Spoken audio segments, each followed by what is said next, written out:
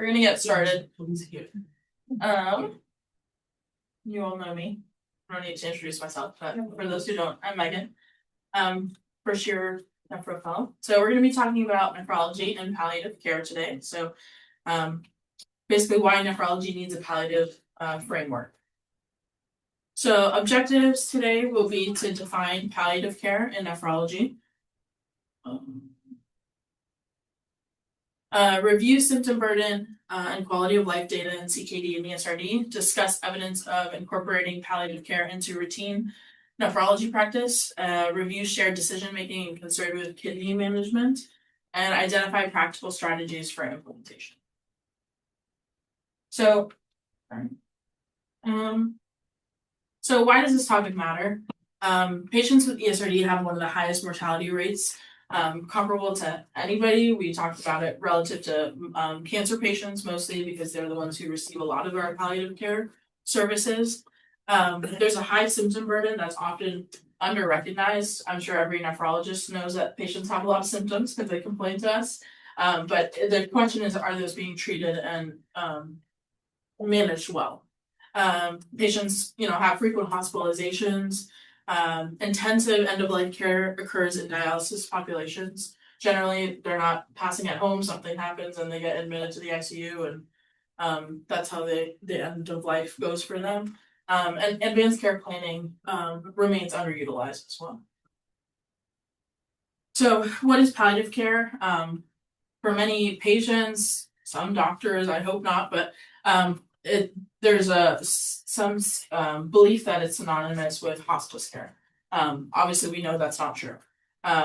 It doesn't mean the patient's dying, but the focus is on symptom relief, quality of life, and goal-focused care. It should be provided alongside disease-directed care. This includes physical, emotional, spiritual, and caregiver support as well.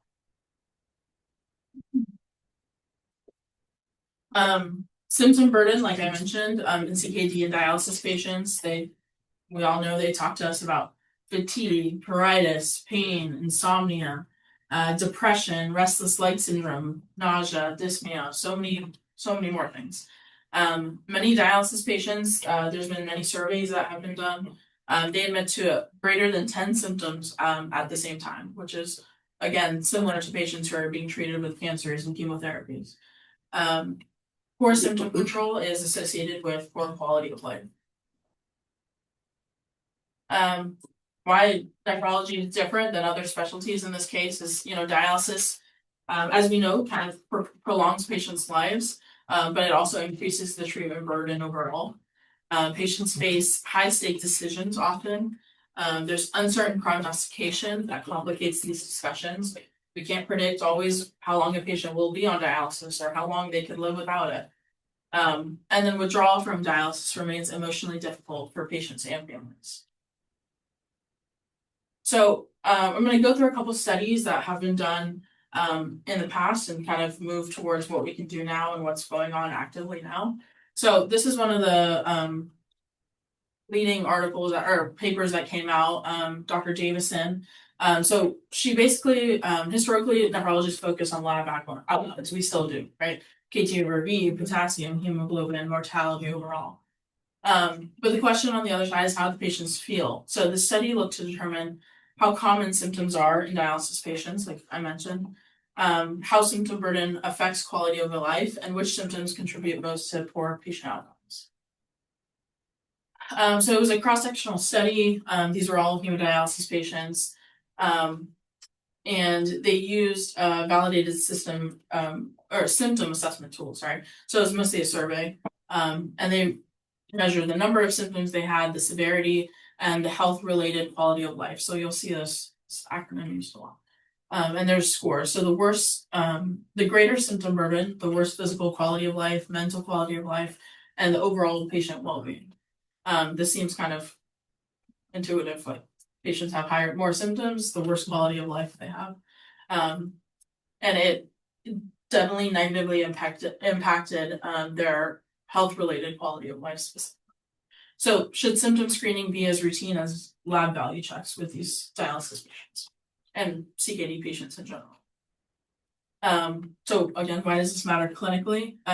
Poor quality of life in dialysis patients has subsequently been associated in broader nephrology literature with increased hospitalizations, dialysis withdrawal, depression, frailty, reduced adherence to dialysis and medications, increased mortality. There's no direct correlation with mortality, but subsequent studies linked poor health-related quality of life with dialysis withdrawal and mortality.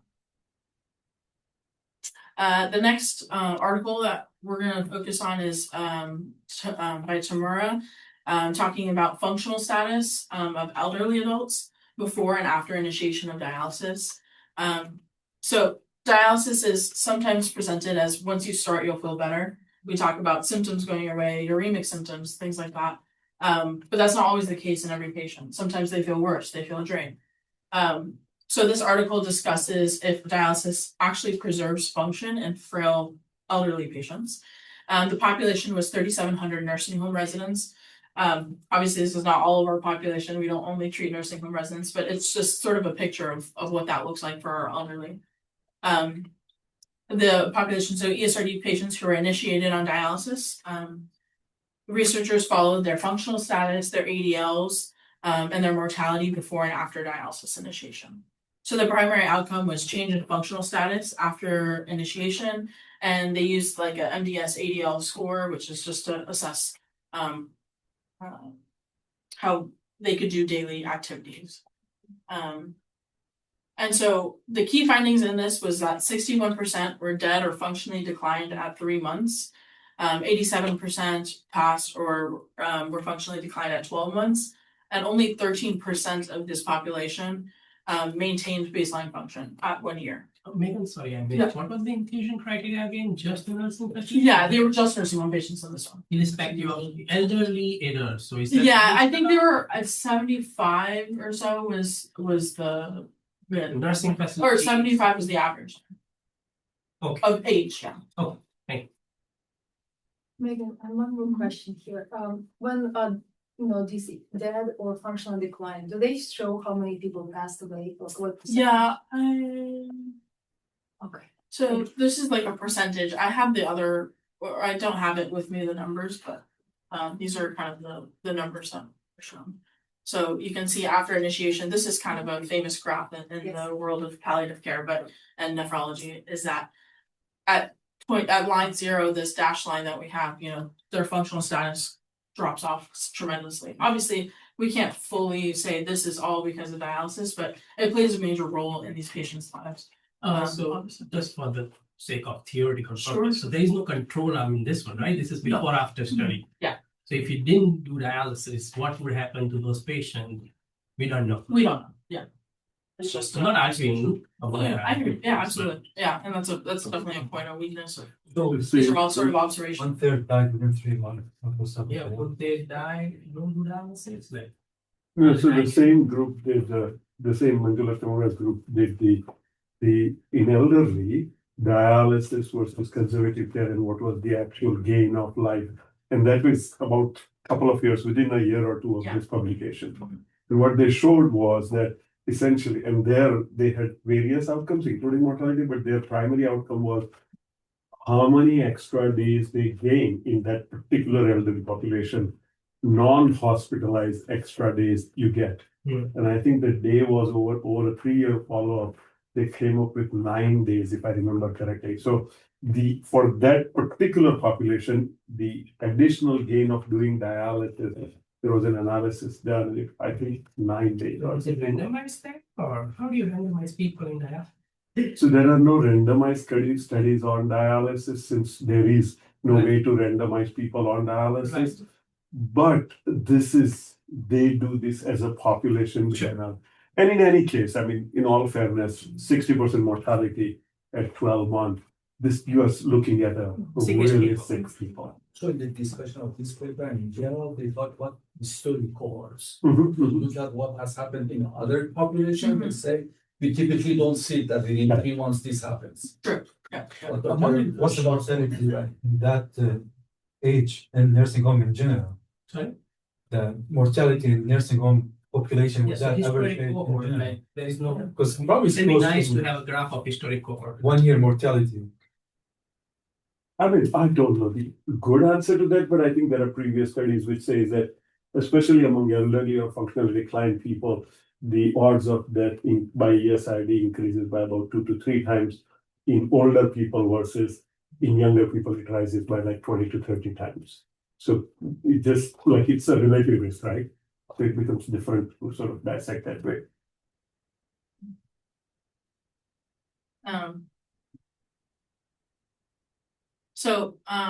The next one is about association of family ratings of quality of end of life care with stopping dialysis treatment and receipt of hospice services. So the question is, are we providing good end of life care when it comes to those patients as well? Dialysis patients frequently die in hospitals. Hospice remains underutilized. Family ratings of care improve with hospice involvement, and earlier supportive care discussions improve goal concordant care. So the key findings for this one was hospice was associated with higher family ratings of excellent care. Patients who discontinued dialysis were more likely to receive hospice, and families reported better end-of-life experiences when supportive care was involved. So supportive care improves outcomes that matter to patients and families. Advanced care planning is another topic that kind of falls into this category of palliation.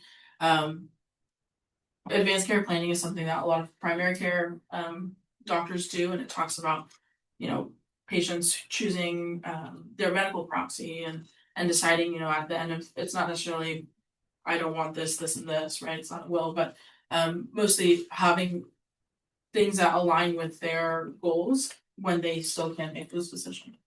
And so sometimes when we ask patients' families at the end of their life, what do you think they would want? Sometimes their families don't know. Those conversations never happen. So it's a good thing to sort of incorporate for our CKD and dialysis patients specifically. And it, associated with decreased unwanted aggressive interventions.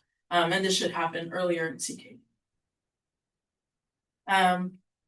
This is the other Murtaugh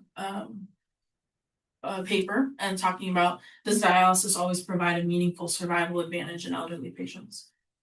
So these are the patients age greater than 65, CKD5. They chose either dialysis versus conservative kidney management. These researchers compared survival and impact of comorbidities. So this study, patients aged over 75 who chose dialysis had improved survival compared to those who chose conservative management. However, this study does indicate that survival advantage is lost in those with high comorbidity scores. So just if they only had ischemic heart disease, their survival benefit drops pretty significantly. So in patients with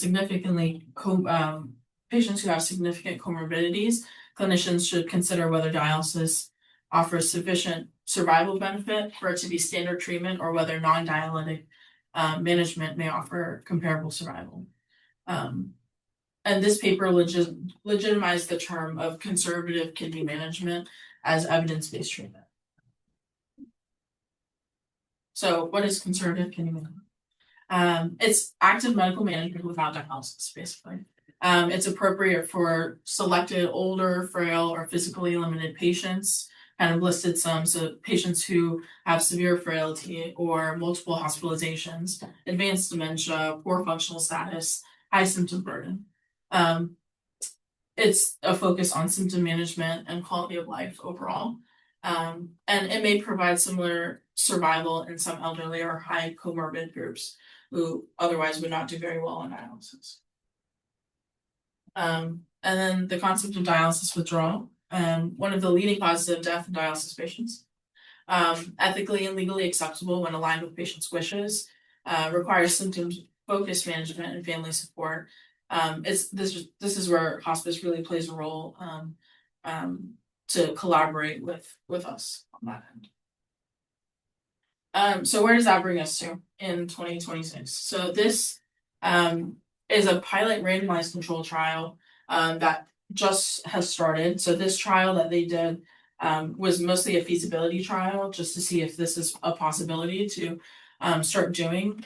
So Dr. Schur started this, and I'll talk about it. But it's basically integrating palliative care into patients with CKD in a safety net hospital that she did. So basically, historically, kidney supportive care literature has been observational, retrospective, kind of what we talked about, or expert opinion. This is one of the first randomized trials evaluating integrated kidney palliative care. So it's, like I mentioned, a feasibility study. So it's two groups: CKD care, patients who normally get CKD or normal care, and then CKD care with kidney palliative care, or KPC. So these are all patients aged 18 or older who have CKD stage 4 or 5 or receiving dialysis, and they were seen at an urban safety net hospital. These patients were randomized, like I mentioned, into CKD care, like normal or usual care, plus 6 monthly ambulatory KPC visits. So the way it would work, just to give kind of a summary, is that they would see their nephrologist, and then they would have follow-up appointments to see palliative care as well. And they would talk about these. I like this chart because it talks about what they're talking about during these sessions. Building rapport, symptom management, dialysis making decisions, explanation of conservative kidney management, caregiver support, dialysis withdrawal counseling, discussion of hospice, discussion of end-of-life care, spiritual distress, and assistance coping with disease. So all things that our patients could definitely benefit from. So the primary outcomes were feasibility. So it did show that this is a feasible option. That they're going to do a larger study where they can recruit patients and retain them to do the intervention. The secondary outcomes were the clinical outcomes. So included change in symptom burden at 6 months, measured by this integrative palliative outcome scale, the IPOS renal scale, and the quality of life measured by the kidney disease quality of life. It's a 36-item survey that the patients were to take, and then engagement in advanced care planning. So this is kind of the graph. So the blue is the intervention group, and you can see in the top left is the IPOS renal. So they had a decrease in the integrative palliative outcome scale. So it showed improvement in that. And then all of them are about like quality of life for symptoms, burdens, effects overall. And it's obviously a small population, and it doesn't make it statistically significant with the size. But it just showed, like I said, it's a feasibility study. So it was just showing that there is benefit. There was another how many patients did they have? Sorry, I missed that number. It was 700, I think. Enrolled? But they No, not those were assessed for eligibility. 75. 70, yeah. Okay, so the outcomes are from 75 patients. Megan? Yeah. What were did they detail what they were talking about in symptom management from palliative standpoint? As far as treating the symptoms, What was the intervention?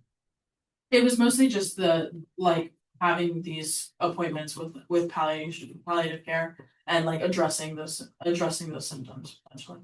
I don't know that I can't remember off the top of my head if they mentioned they gave medications or anything for their symptoms, but based on the survey and the results from the paper, it showed that the patients' survey scores were improved, that they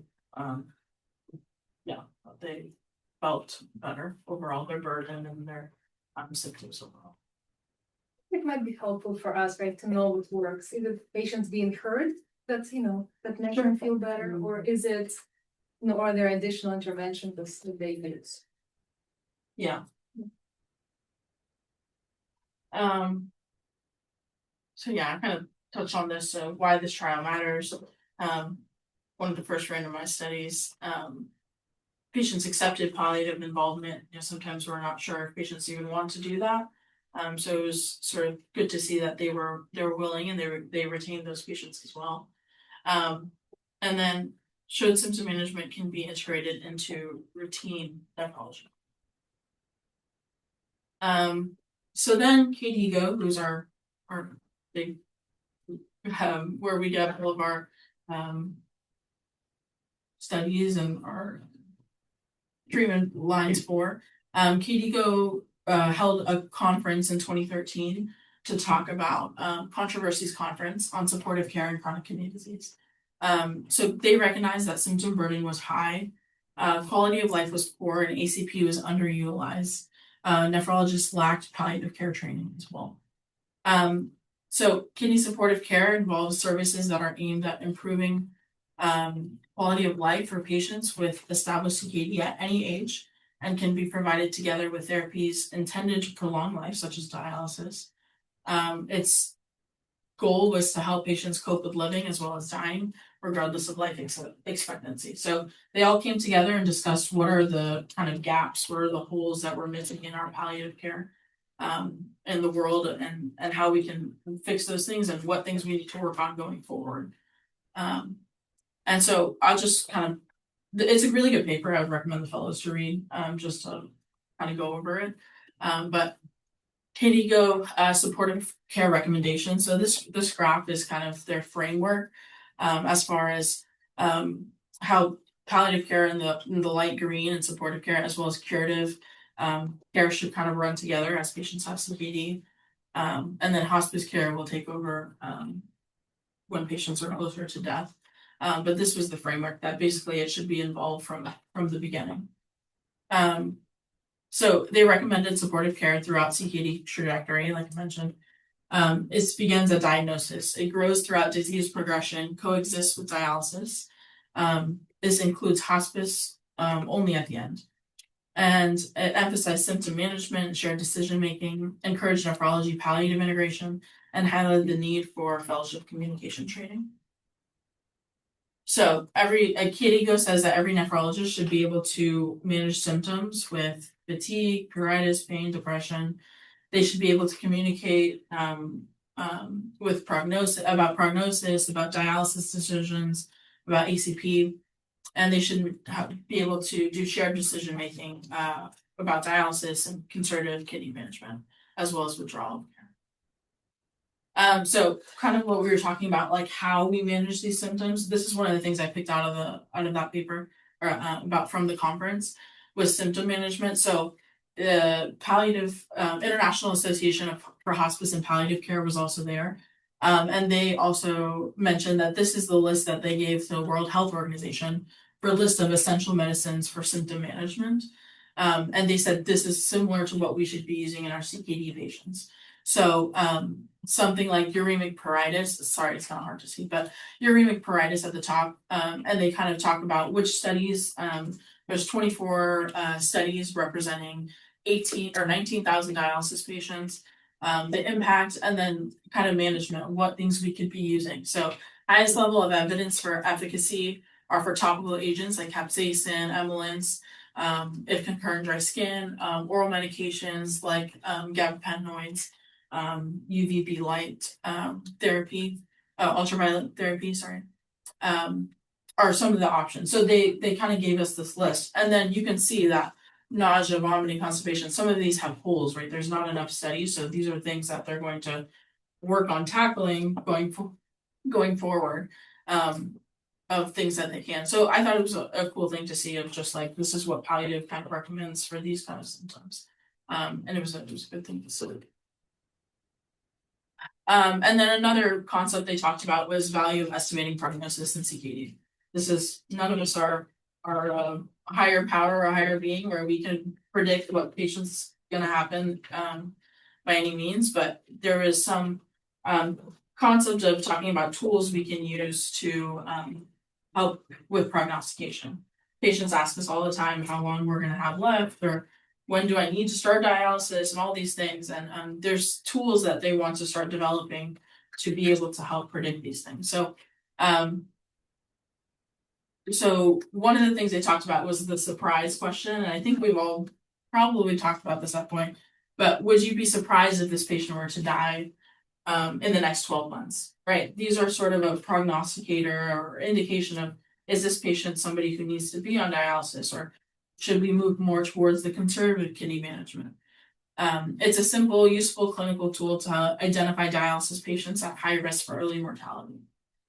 There's a modified Karnofsky activity scale, so kind of what we talked about in one of the papers about their activity level. Does this patient ambulate? Does this patient able to do ADLs at baseline? Are they somebody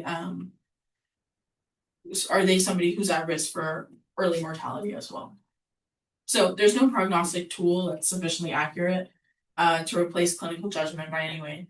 But there's validated tools that we can assist in identifying patients who may benefit for goals of care discussions rather than starting on that. So these are kind of the 5 domains of kidney supportive care: symptom management, shared decision making, advanced care planning, psychosocial support, and end of life care. And this is sort of the graph that they wanted to focus on in the Candida.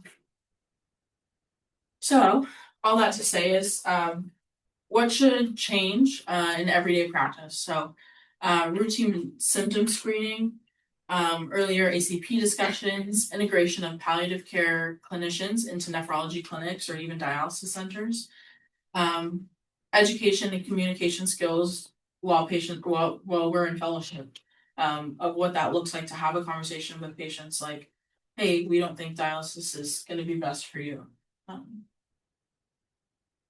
And then barriers to implementation. Nothing is perfect, but we try to find ways to do these things to help patients. Limited palliative workforce. There's not a plethora of palliative doctors.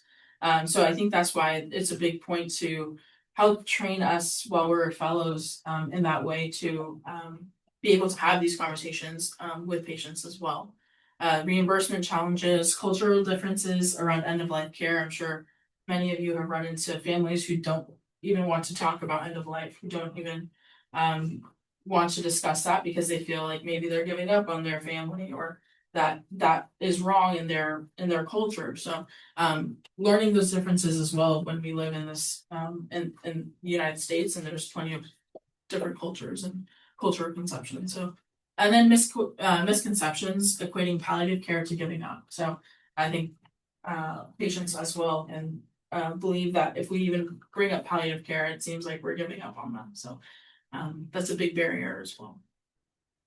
And then why nephrologists resist palliative care? I think fear of taking hope away from our end, prognostic uncertainty, time constraints is a big one, lack of training, and association with that.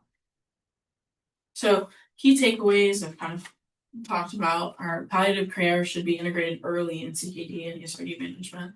High symptom burden justifies routine supportive care. We use this word supportive care, but it's essentially another word for palliative care. But and then ACP and shared decision making improve full concordant care.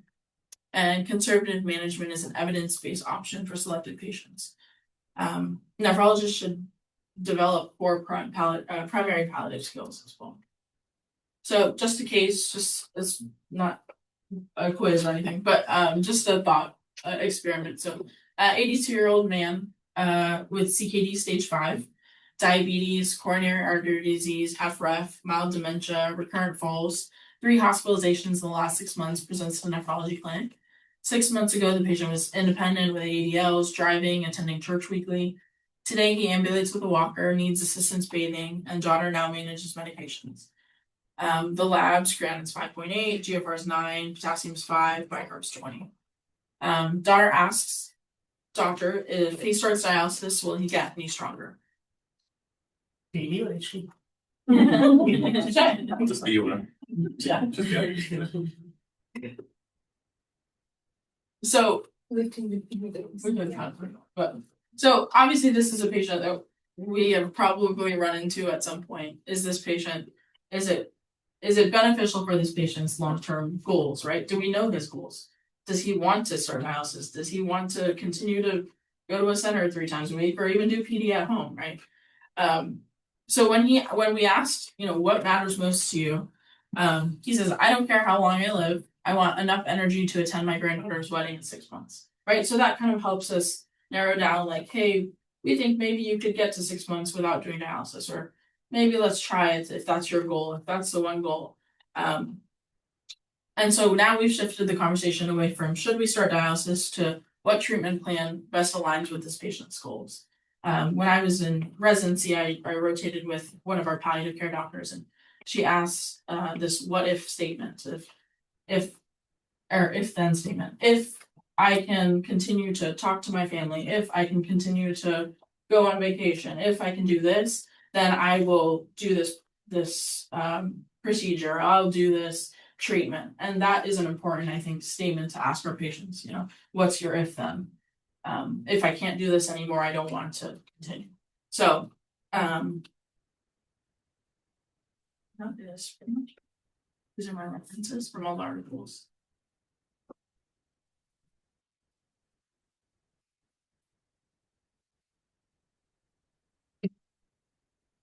That was a great talk. I just, one of the last slides that you had, you were asking why nephrologists resist. Yeah. Do we resist? Is there evidence or just in general? I resist is probably not the right word. I think we definitely have these Or conversations. may resist. May resist, I guess. Don't give them the option. Sometimes, yeah. Or that we just don't have the time sometimes to sit there and talk about their goals and their dreams and all the things. I think time is probably the number one thing is that because we just can't sit there and have as much time with these patients as we can. I think the benefit is that we see them so often. Our CKD5s or 4s we're seeing so often and regularly, where we learn about them and their families.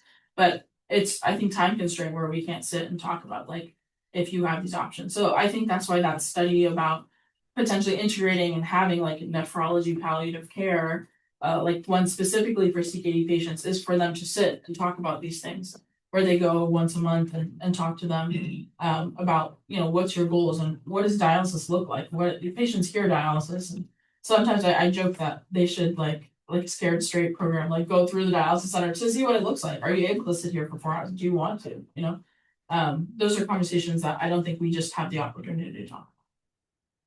But you bring a good point. Yeah. I was thinking, so you want a nephrologist to be palliative, right? Mhm. People do a whole fellowship to Absolutely. finish that. On the other hand, the palliative people don't know the in and out of dialysis. They might not be able to answer the question. I think something like palliative nephrology, subspecialty, is something, you know. There's not about it. consider. I interviewed her too, and It's probably one position. Yeah. Very efficient. It's So really- a lot of patients come and tell you, I don't want a dialysis, never start dialysis. Mhm. But when it's time and the serious decision comes, they change their mind. Yeah, absolutely. But I think, yeah, working with them through that is sometimes they're like, oh, I don't want to die. Okay, yeah, that's valid, and that's the thing. But I think sometimes they don't even know what that looks like or what they even want. Can I go back to your case? Yeah. Yeah, so this is exactly the case that we had. Instead of 82, it was 84, and instead of daughter, it was son. And this patient was the third admission in the hospital. And Dr. Shah's sort of comment came up. I was rounding over the weekend, and they were not ready to give up, but they didn't want to do dialysis, and that's what was listed in his outpatient note for a while. Mhm. And so I introduced the topic that I said, do you know about, you can do it at home and you don't have to go around. I'm not going to tell you the whole story.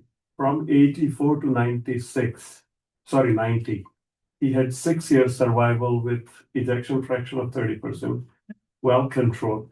At 90, he came back and said, hey, I think I enjoyed this years that you gave me was fantastic. I could stay with my son. We had fantastic time.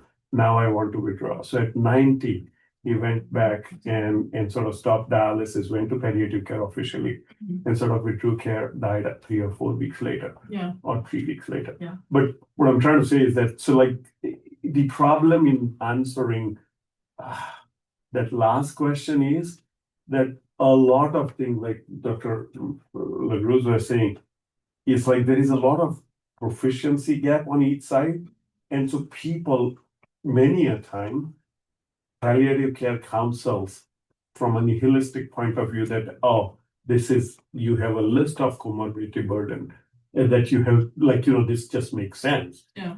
And then the nephrologist sort of, like Dr. Kazori was saying, is coming from like a point of view where well, we can dialyze almost anybody, right? So I think that is this sort of the opposing force. And if there was somebody who can talk through these things in a more realistic and reasonable manner, I think that is important, because the problem that commonly happens is in these discussions is what was just recently mentioned. Everybody chooses no dialysis. No, very few do no dialysis, meaning thereby, and this is a published data, that when you have indeterminate or undecisive patients who don't take decision, they more often, by a substantial portion, end up in emergency room with emergency decision. Yeah. And then you have those outcomes that you were describing. Yeah. And I think that's a part of what they were talking about too. If those conversations happen earlier on when they're on CKD, then that patient becomes more decisive, right? Sometimes it's their family telling them, no, you have to do dialysis, right? We don't want you to die. You have to do something.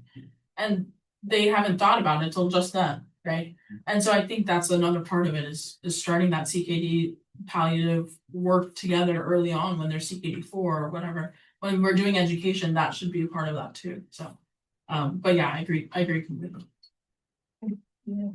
Well, thank you so much for this. It's such an important topic. I think that what is missing in the mind of the patient is end-stage kidney disease is not survival. We can prolong life by using different techniques and, with different level of outcome. But the fact that it's not survival, I think that part is, nobody wants dialysis, right? Why would you add something to your life that's so burdensome?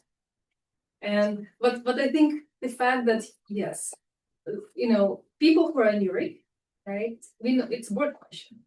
They pass away within 7 to 10 days. People who make some urine, they, survival will be a little bit longer. That's about it. So we can buy people time and there are different ways to do it. Mm-hmm. As Dr. Shukla is saying very nicely. And so, yes, I think that's first basic understanding. It's not the nephrologist that wants, to do dialysis. It's not the family that wants to do dialysis. It's mainly realization of how long do you want to stay around? Yeah. A very, very simplistic, but basic question. Mm-hmm. Find a living donut will do it. Yeah, That was part of it too, but I figured. if you want that parting comment to end your discussion, instead of ESRD is not survivable, life is not survivable. So since life is not survivable, you have various aspects of this. For life. Right. So, yeah, I think they're gonna do a. And some of us could be. Okay, love it.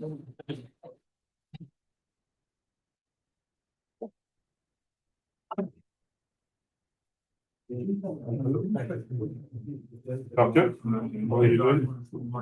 I saw you walking. Oh,